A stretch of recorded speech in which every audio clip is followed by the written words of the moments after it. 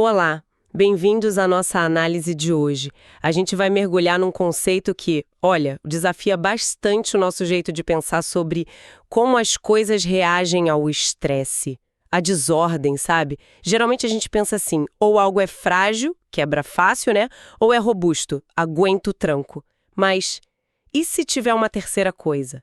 Algo que não só aguenta, mas que fica melhor com o caos. A gente está com os trechos aqui, principalmente do livro Antifrágil, do Nassim Nicholas Taleb, que trazem justamente essa ideia, a antifragilidade. Vamos investigar o que isso quer dizer, por que é tão importante hoje em dia e como isso pode, talvez, mudar a nossa visão sobre tudo, na verdade. É um assunto bem amplo, com muitas camadas. O nosso objetivo hoje é mais apresentar os conceitos principais, sabe? E alguns exemplos que fazem a gente pensar. E para quem ficar curioso e quiser ir mais fundo, já aviso.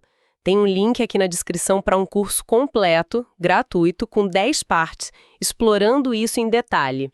Mas, por agora, vamos começar a desenrolar essa ideia. Vamos lá? Vamos sim.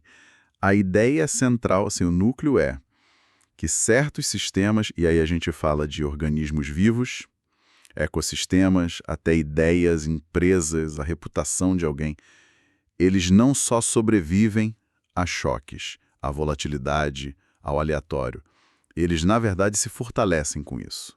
É o oposto do frágil, que se quebra, e é diferente do robusto, que só resiste e fica na mesma. O autor usa umas figuras da mitologia que ajudam a visualizar, né? Dá uma alcoliscou a espada na cabeça. Pura fragilidade. Qualquer coisinha, desastre. Exato. A fênix, que renasce das cinzas, seria o robusto, volta ao normal.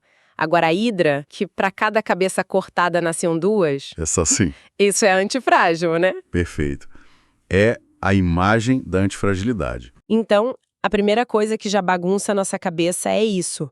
O contrário de frágil não é robusto. É outra coisa. Seria como receber uma caixa pelo correio com um aviso: favor chacoalhar bem, manuseie sem nenhum cuidado, porque o conteúdo ia gostar dos solavancos. Exatamente essa imagem. E isso leva à tríade que ele propõe, que é fundamental. Frágil, robusto, antifrágil. O frágil, bom, ele tem muito mais a perder do que a ganhar com a instabilidade, com a desordem. É uma simetria negativa, né? Aham. O robusto é mais neutro. Ele aguenta, mas não muda muito. Agora, o antifrágil, esse tem mais a ganhar do que a perder. Ele se beneficia da bagunça. Tem uma assimetria positiva. É curioso pensar, né? Como não ter uma palavra para isso, antifrágil, no dia a dia talvez tenha limitado a nossa forma de ver as coisas. Ele até compara com a falta da palavra azul no grego antigo. O Homero descrevia o mar como cor de vinho escuro. A linguagem realmente molda o pensamento. Nossa, esse ponto da linguagem é forte mesmo. Se a gente não tem um nome, talvez nem perceba direito a coisa, mesmo ela estando ali. Mas, saindo um pouco da teoria, como a gente vê essa antifragilidade na prática? O material fala de hormese. O que é isso? Hormese é um exemplo biológico fantástico de antifragilidade. É aquele fenômeno onde uma dose pequena de algo que seria prejudicial em doses altas, tipo um veneno, radiação ou um estresse físico mesmo, acaba sendo benéfico para o organismo. Deixa a gente mais forte, mais resistente. Vacina também, né? É o mesmo princípio. Claro. Você expõe o corpo a uma versão fraca do inimigo, digamos assim, e o sistema imune aprende e fica mais forte do que antes. É aquele ditado, o que não me mata, me fortalece, só que de forma literal, biológica. Faz todo sentido. Lembrei da história do Mitrídates, aquele rei que tomava veneno em doses pequenas para ficar imune. E mencionam até a mãe dele, Agripina, fazendo algo parecido para se proteger do filho, o Nero. Que coisa, hein? Pois é. Histórias assim, mesmo que meio lendárias, ilustram bem essa resposta de sobrecompensação. O sistema não só conserta o dano ou volta ao normal, ele vai além, fica melhor do que antes, mais preparado. Entendi. E não é só na biologia, né? Não mesmo. Informação pode ser antifrágil. O autor conta que quando tentaram censurar ou atacar o livro anterior dele, O Cisne Negro, que fala justamente desses eventos inesperados, Aham. isso acabou aumentando a divulgação. As vendas dispararam. A tentativa de calar teve o efeito oposto. O mesmo vale para um amor que fica mais forte com a oposição ou revoluções que ganham força com a repressão. Interessante. A resistência acaba alimentando o fenômeno. Até aquela dica de escritório. Quer algo rápido? Peça para a pessoa mais ocupada. Talvez funcione por isso, né? A pessoa já está acostumada com a pressão e sobrecompensa. Pode ser. Pode ter um fundo de verdade aí, sim. A ideia de que essa nossa busca sem fim por controle, por eliminar a instabilidade, por deixar tudo seguro, na verdade, estaria deixando a gente mais frágil. Como assim? Isso parece contra a intuição. É um ponto central e bem provocador do Taleb. Ele faz um contraste entre o orgânico e o mecânico. Pensa num gato versus uma máquina de lavar. Tá. Sistemas orgânicos, sistemas complexos, o gato, um ecossistema, até uma economia dinâmica, eles parecem precisar de um certo nível de estresse, de variação, de ruído, sabe? Para se manterem vivos, saudáveis, adaptáveis no longo prazo. A modernidade, com essa mania de planejar tudo de cima para baixo, centralizado, tenta eliminar essa aleatoriedade, essa desordem que é natural. É como aqueles pais superprotetores. Que não deixam o filho ralar o joelho. Exato. A intenção é boa, proteger, mas o resultado, muitas vezes, é criar alguém menos resiliente, com menos capacidade de lidar com os tombos da vida, que são inevitáveis. O livro chama isso de turistificação da vida. Tentar deixar tudo limpinho, previsível, sem solavancos. Ele critica até o uso exagerado de remédios para controlar o humor, dizendo que essas variações, mesmo as ruins, podem ser informação importante para a gente. Podem gerar criatividade. Correto. E essa mania de suprimir a volatilidade natural, especialmente nos grandes sistemas que a gente cria, como a economia, tem um perigo escondido. Quando você elimina as pequenas flutuações do dia a dia, aquele ruído que permite ajustes, você, sem querer, deixa o sistema todo muito vulnerável a pancadas gigantes e inesperadas. Os cisnes negros. Os cisnes negros. Você cria uma aparência de estabilidade, mas por baixo tem uma fragilidade enorme se acumulando.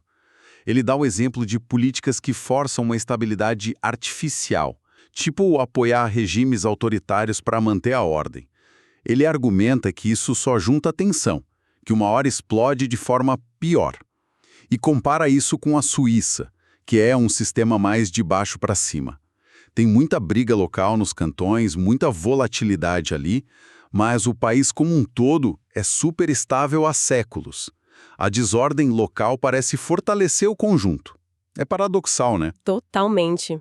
E conecta com aquela metáfora do Peru, que está lá feliz, sendo alimentado todo dia. Ah, sim, clássica. Por 1000 dias. A confiança do Peru no açougueiro só aumenta baseado nos dados. Até a véspera do Dia de Ação de Graças. Aí a realidade muda drasticamente. Exato. A falta de problema no passado não garante segurança no futuro. Principalmente porque é frágil e não percebe o risco aumentando em silêncio.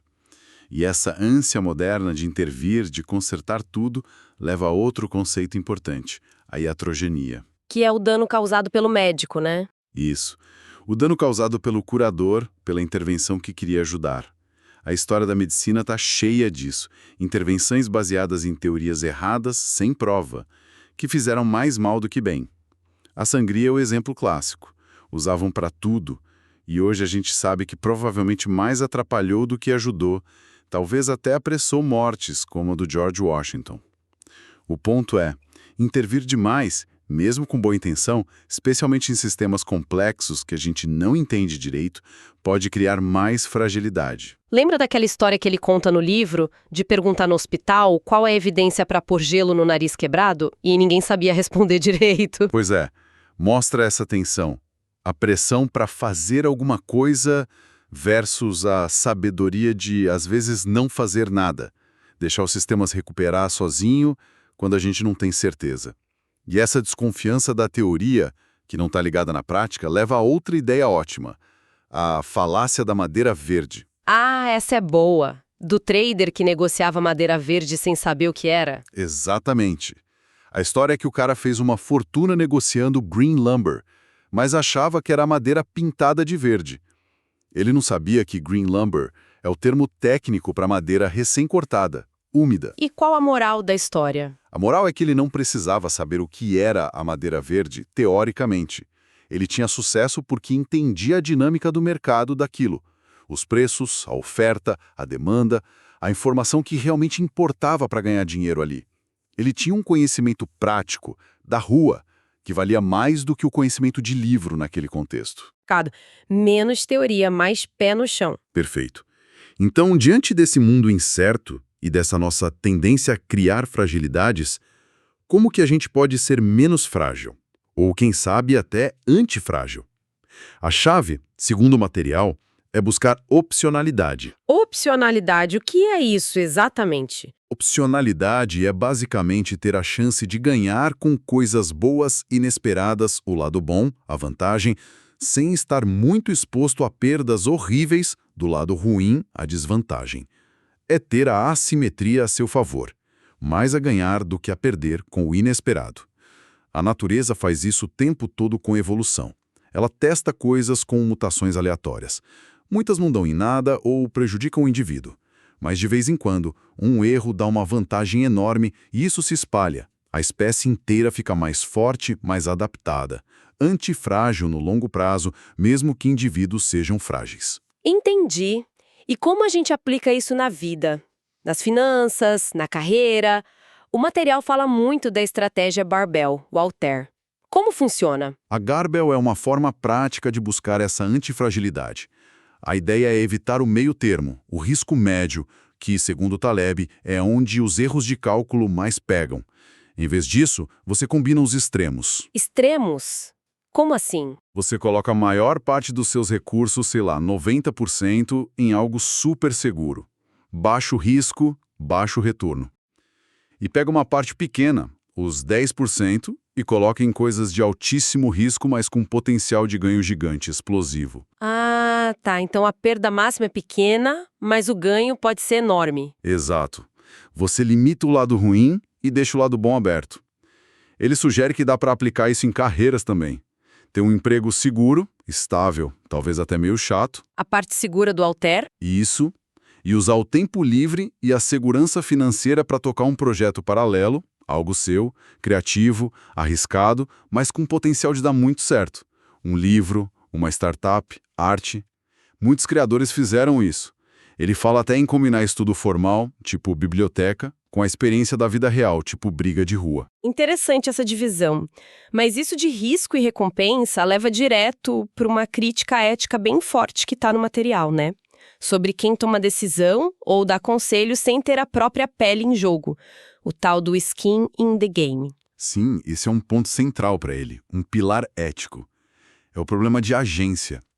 A pessoa que age por outra, mas os interesses não estão alinhados. A gente vê isso direto. Gestor de empresa, político, burocrata, comentarista. Gente que ganha bônus quando tudo vai bem. Exato. Ganha bônus, poder, fama. Mas quando a decisão dá errado, quem paga o pato são os outros, os acionistas, os cidadãos, a próxima geração. Eles transferem a fragilidade. O exemplo clássico são os banqueiros antes de 2008, bônus gigantes e depois o resgate pago por todos nós. O Taleb argumenta que essa falta de exposição pessoal às consequências ruins não só leva a decisões piores, mais frágeis, mas é fundamentalmente antiético. Ele até dá uma dica prática. Nunca pergunte a opinião de alguém. Pergunte o que ele tem no portfólio. O que a pessoa faz, onde ela põe o dinheiro dela, mostra mais do que o que ela diz. O material cita Sêneca, o filósofo, como exemplo bom. Ele não só escrevia sobre estoicismo, mas tentava viver assim, com simplicidade, para ser menos frágil às reviravoltas da sorte. E falam de Al-Mutanabbi, um poeta árabe que teria morrido defendendo os próprios versos. Ter a pele em jogo alinha tudo. Palavra, ação, consequência. Exatamente. Cria uma integridade. Bom, a gente andou bastante aqui, exploramos a antifragilidade, essa ideia surpreendente de se beneficiar da desordem, do estresse e da incerteza. Vimos como a nossa busca moderna por controle pode estar, na verdade, nos deixando mais frágeis para grandes choques, para os cisnes negros. E a gente viu também algumas ferramentas para lidar com isso. A estratégia Barbell, a importância da opcionalidade e essa questão ética crucial do skin in the game, de ter responsabilidade pelas próprias ações e palavras. Antifragilidade não é só uma teoria de sistemas, né? É um convite para a gente repensar como vive, como toma decisão num mundo que, no fundo, a gente não entende completamente. Previsibilidade não está tirando da gente algo essencial para o crescimento? Para nossa própria força, talvez a gente precise de um pouco mais da hidra e um pouco menos medo da espada de Damocles na nossa vida. Fica a pergunta, né? Para cada um pensar. Onde é que a gente está tentando eliminar demais a volatilidade natural? Na vida pessoal, no trabalho, na sociedade? E será que isso não está ironicamente criando uma fragilidade escondida para mais tarde? Uma bomba relógio? Reflexões importantes, sem dúvida. E só para lembrar mais uma vez, quem quiser se aprofundar nessas ideias, o link para o curso completo e gratuito está na descrição, tá bom?